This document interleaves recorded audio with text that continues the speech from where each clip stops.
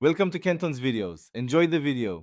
You begin by confirming your device and screen resolution. This matters for crisp results.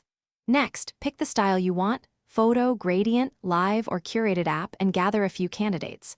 Once done, back up the current wallpaper or capture a screenshot so you can revert if needed.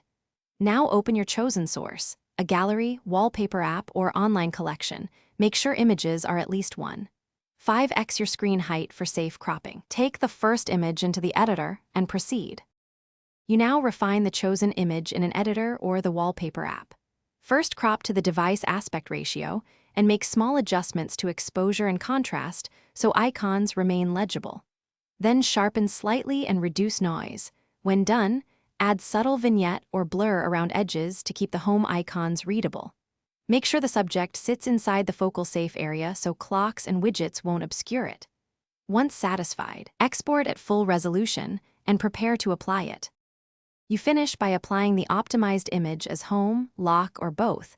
Preview how it scrolls or parallax behaves and make tiny offset tweaks if needed. If the image looks stretched, recrop to exact resolution and reapply. If icons hide important parts, move widgets or edit the image and re-export. Troubleshooting tip: if changes do not appear, clear the launcher cache, reboot the phone, or switch to a different launcher temporarily. That usually resolves persisting alignment or caching issues.